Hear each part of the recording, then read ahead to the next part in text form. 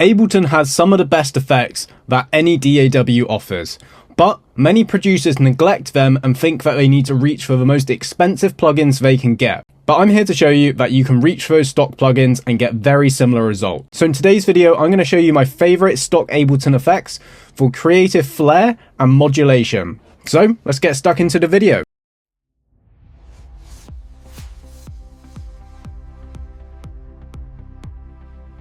So welcome to part 6 of the stock Ableton plugin deep dive course. And in this episode, we are going to look at modulation and creative effects. So let's get stuck in because there's a lot of them for this one. So we're going to start things off with chorus. I'm a big fan of chorus. I love the modulation and the thickness and the width it adds to sounds. I love putting it on synths, bass, and even some vocals. And I love how simple it is as well. So we have a couple different modules in the middle. You have classic, ensemble, or vibrato.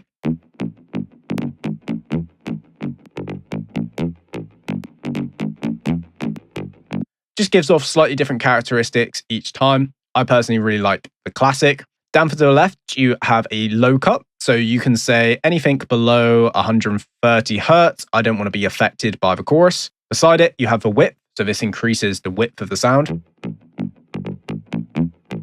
You increase the rate of how the chorus modulates, the amount as well, the feedback of it, add some warmth, which is like a bit of saturation.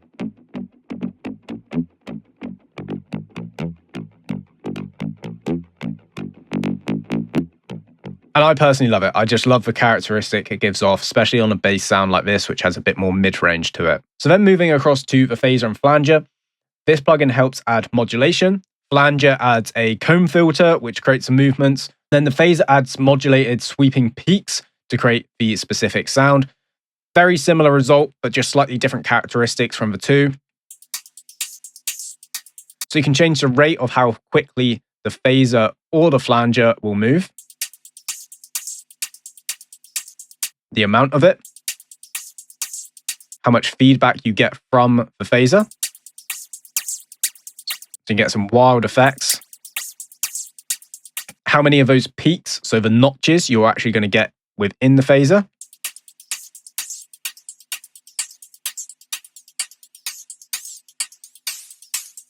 Where are you going to focus or center the phaser? And then how much are you going to spread those notches apart?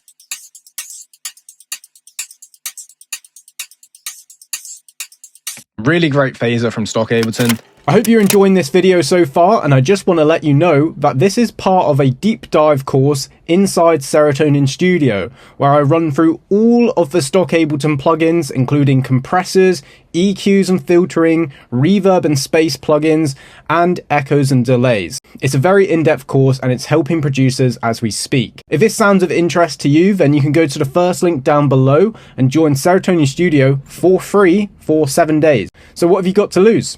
I'll see you inside the studio. And the flanger works in a very similar way. You can change the rate,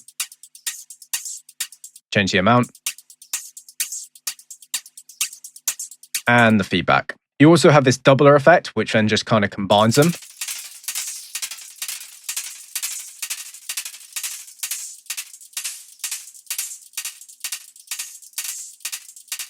But honestly, I never find a use for that one. Then we have the frequency shifter plugin. So this allows you to shift the frequencies of whatever you put it on. So this is great for modular percussion, glitchy percussion, all of that kind of stuff.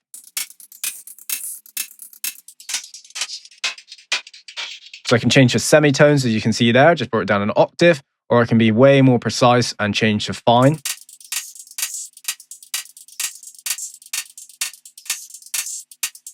So really nice if you've got a sound, but maybe it's just out of key slightly, just not gelling with the rest of your drum groove. You can use the fine and the coarse to adjust that.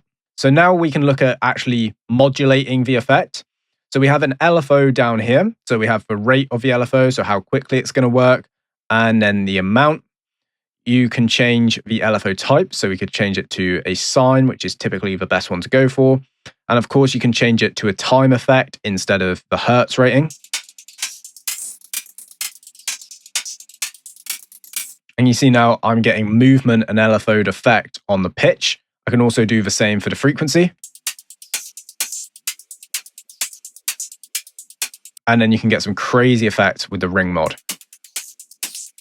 And like I said, a great plugin for adding modulation and movement onto glitchy percussion, textures, all of that good stuff. Next up, we have the auto pan and tremolo, which is new for Live 12.3.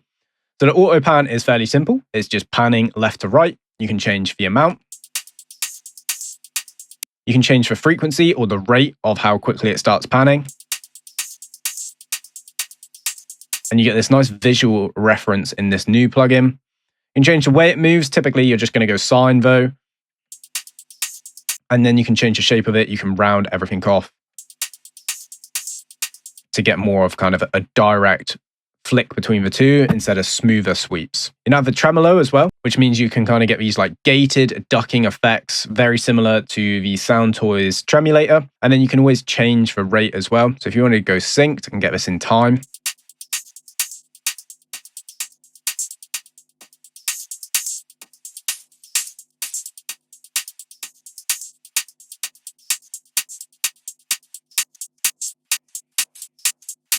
I love putting tremulators and stuff like that on vocals. It's a bit hard to hear what's going on with this one here, but fundamentally, you're probably just going to be using it for panning. Next up, we have the vocoder. So vocoder can do a couple things, but I actually like it for this noise effect.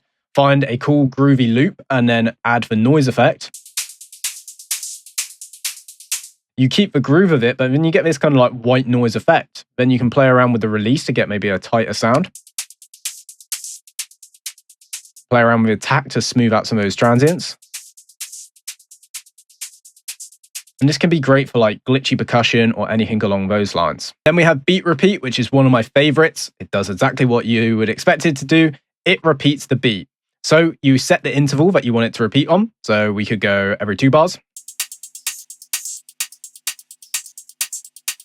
We could set the grid of the repeats. So if we wanted something a bit more glitchy and quicker, we could change it to 132.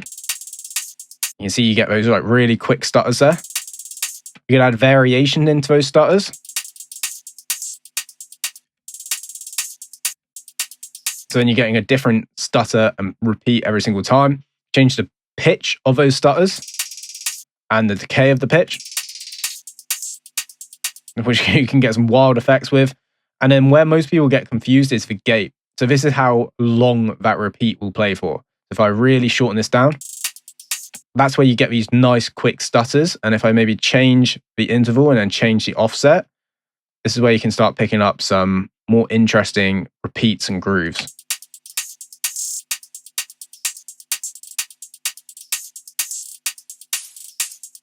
And I can change the volume of those repeats as well so it doesn't get too intense.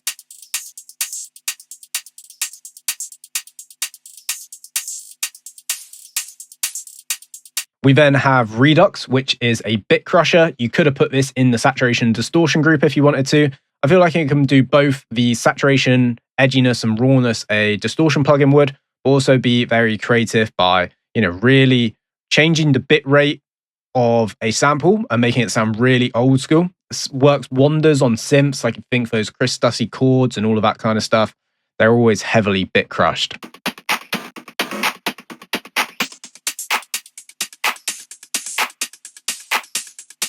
It's just made all of those drums sound way more old school. Especially those shakers in the background. They have like proper weight to them now, which is really nice. Seeing as we mentioned those 5th chord stabs, those Chris Stussy kind of things, you can't mention them without talking about erosion. So erosion will add depending on where you set that erosion to come in. So here you just grab your point. If you go lower, you're setting it in the lower frequencies. And if you go higher, you're setting it in the higher frequencies.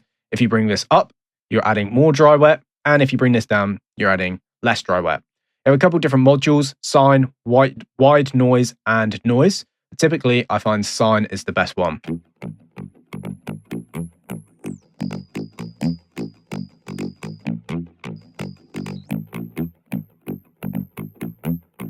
Sounds great on any mid-range bass or synth, just like that one there. Okay, so that is the end of part 6, where we looked at creative and modulation effects within the stock Ableton plugins. With those ones, it is just a lot of trial and error, experiment, have that creative freedom and see what you can come up with, especially if you compare it to something like a compressor where you need to be a lot more strategical with what you're doing. Anyways, I will catch you in the last episode for when we look at MIDI effects. And there you go, that is the end of this video. I hope you found some useful insights from this one. As I previously mentioned, this is part of a mini-series which is going on inside Serotonin Studio.